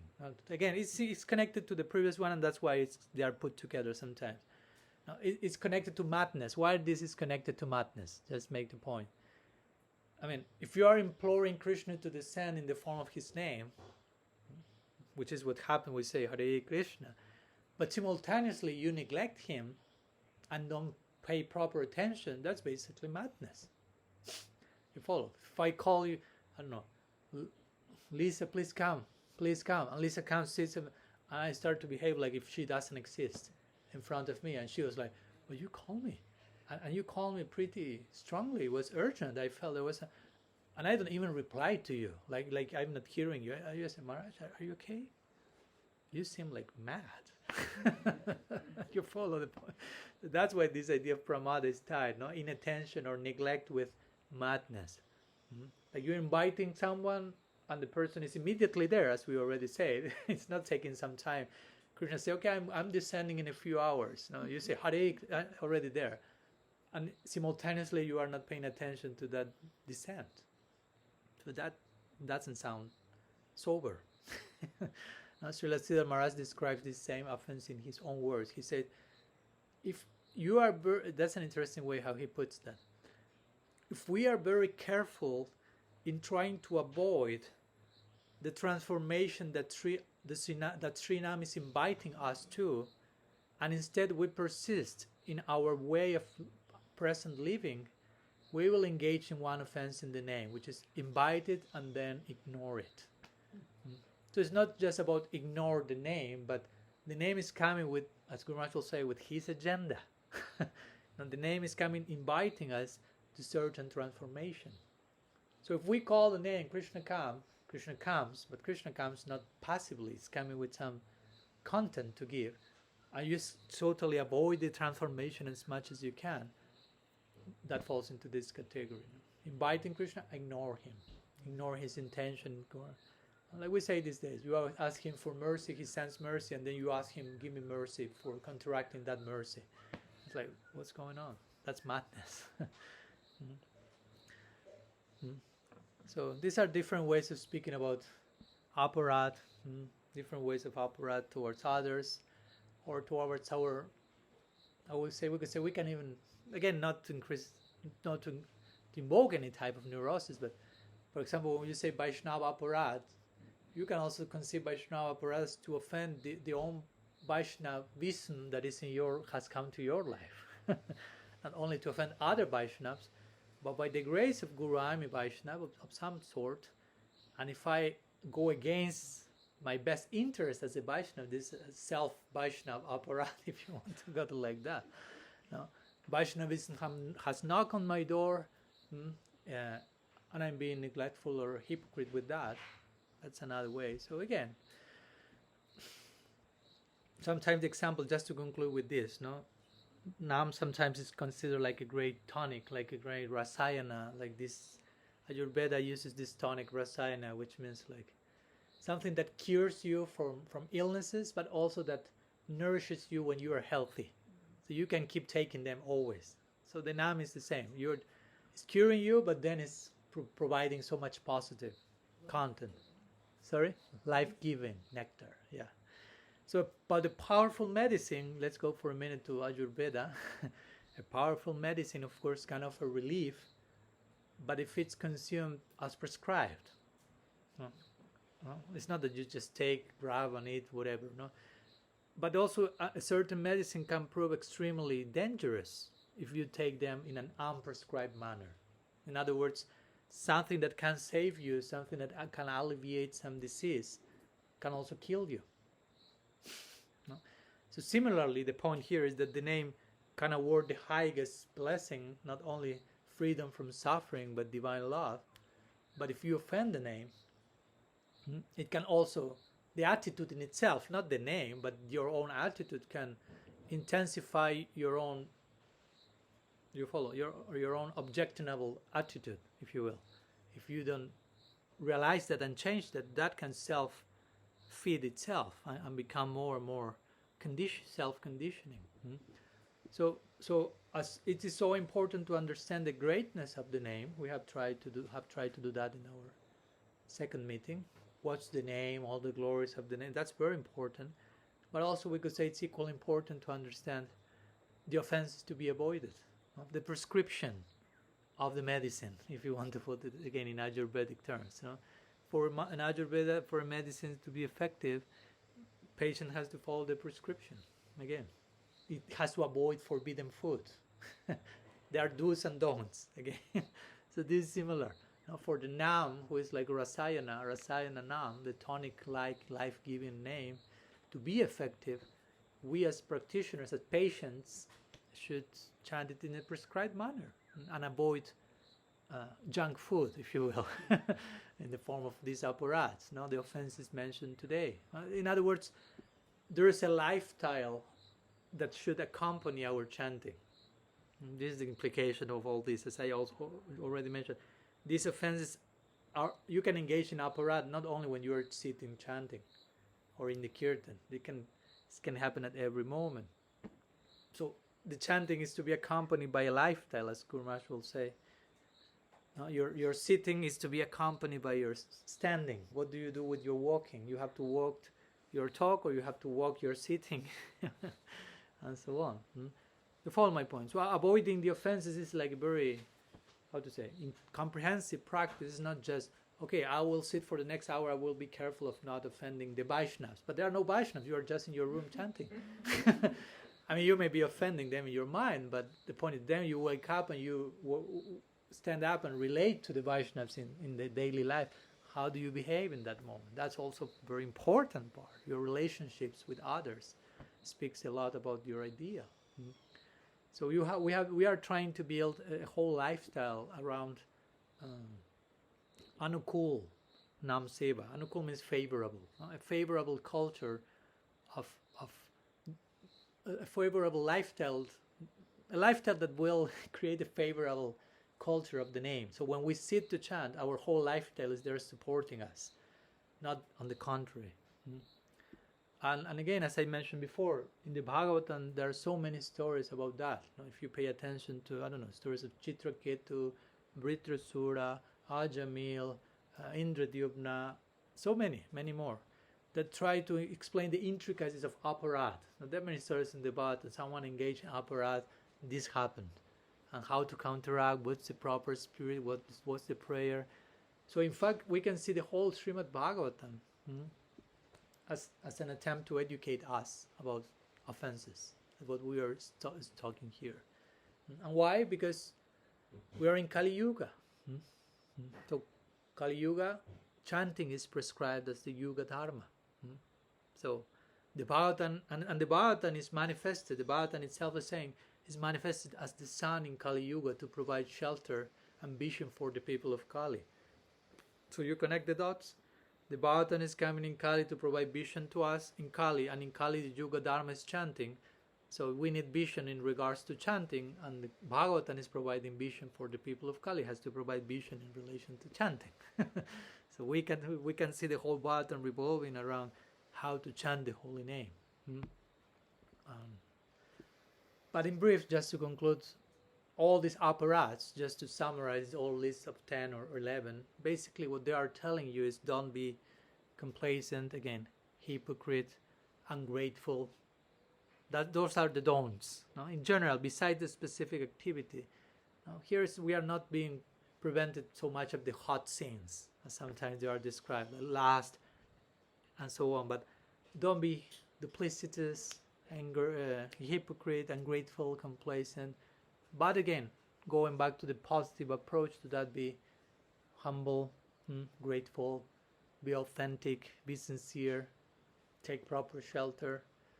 And if the later is the case, this class is no longer necessary. If the later is the case, there's no possibility of real aparadha. If you remain in a humble mood, open for learning, open for transformation, willing to beg forgiveness, to ask for help, there is no possibility of aparadha, technically speaking. If we are sincerely making an effort not to engage in aparadha, which we should, by invoking the positive counterpart, if we are making an effort to remain grateful, humble, loving, that effort in itself is freeing, sincere effort is freeing ourselves from NAMA-APARADHA, from all NAMA-APARADHA.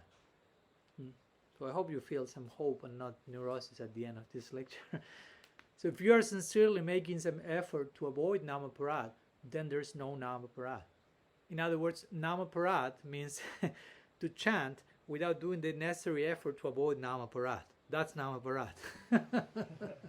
NAMA-APARADHA means not make the necessary effort to avoid NAMA-APARADHA. If you are making the effort and still you are doing that, but you are trying to avoid that, but somehow you fell into that, that's not NAMA-APARADHA. Bhaktivinoda Thakur called that Shraddha Nama Vas, interestingly. He creates a category of his own to describe that in-between stage. No? That's not aparad, because you are sincerely willing to change, but it happens somehow. So, but you will change, I will continue. That's not aparad, he will say. So that's okay. Thank you. Bhaktivinoda Thakur ki jai. So that's the grace of, and you keep chanting, that's the idea. Of course, it's not because sometimes devotees may think, I'll start to chant less, so I commit less aparad. That's not the formula. I'll stop chanting altogether, and there's no aparad. No, that's not the formula. And you may engage in aparad nonetheless, as you can see the list, without chanting even. So the idea is continue chanting by paying proper attention, becoming properly aware, and gradually everything will come. Like the example that Sri Rupa Goswami gives in Upadeshamrita of jaundice. Now, in the beginning, you may be chanting. He gives, you know what jaundice is? This is sickness that you don't feel the taste of sweet things. That's a big karma. No? And not only that, you taste Shyam Sundar's ice cream, and it tastes like bitter. Oh my gosh, you don't want that, especially with Shyam Sundar's ice cream. The whole retreat is ruined. Imagine you come here and you got jaundice, and he tells you, I'm planning to have ice cream 3 days in a row. Probably we may group suicide or something. So my point is, he's given this example of jaundice. You know it's sweet, but it tastes bitter. So this is with the name. You are chanting the name, and you hear all the things that you know. It's sweet. I know it's sweet. And you even had a glimpse of that at some point. You taste sweet before jaundice. You know what sweetness is, but now it's bitter. And Rupa Goswami say, keep chanting, because the cure for jaundice is continue eating sweets. As bitter as that may sound, you are getting cured. Now you feel the bitterness keeps coming, but from a bigger picture, you are getting cured. But still bitter, you are getting cured. Shut up and keep chanting. But understand what's taking place also. No? Not just shut up and keep chanting. It's a way of saying that, of course. No? Understand that you are getting cured. This is the treatment, this is how you get. But of course, keep chanting with proper spirit, proper attitude. Not hypocrite, not complacent, sincerely, gradually. Even if some aparad is coming, although you don't want to engage in aparad, you are making effort to that. That type of chanting, that Bhaktivinoda Thakur labels Shraddha Nama Vas, gradually will free you from every obstacle, and the sweetness of the name will come and will overflow and capture everything. So there's hope, no neurosis, but full hope. Again, trust grace, trust and follow grace. That was the motto of the retreat. So anyhow, some words we want to share today about today's topic of NAMA-APARADHA, and tomorrow we will have our almost last meeting, penultimate, official meeting of the retreat, we could say, before Janmashtami and Nandotsa Prabhupada's Avirbhav. Tomorrow we will be speaking about prayer again. Our Guru Maharaj spoke a little bit about Bandhanam on Sunday, like more in the context of offering prayers, but he makes this point that also we can conceive this idea of chanting the name in a prayerful way. So we'll try to speak about that, accessing the domain of prayer. What's the meaning of that? And as usual, some brief homework before finishing, just in case, which always are generally the same, which are, of course, trying to chant today, tomorrow morning before the class, trying to become aware of what we have been speaking today here, how that plays out in our particular lifestyle, and what we can do, we have to do, and we can do to invoke the next transformation, if you will. And also, I was thinking, as I mentioned at the end, to journalize a little bit about the following, since this, what we spoke today, is not just to be applied when we are sitting to chant, but it has to be applied in our daily dynamics, and relationships are so crucial in this connection.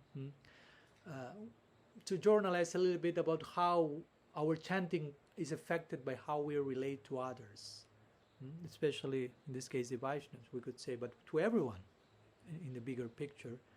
So we can make some list or some reflection, whatever you think is important or you would like to reflect upon, how my chanting is affected by my relation to others, for better, for worse, and what can I do to of course, to always invoke the best part of that. Okay. So Can you go the other way also?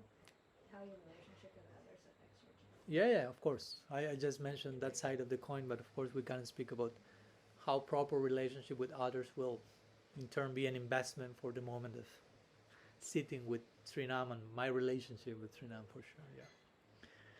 So any question, any comment, something else before finishing today?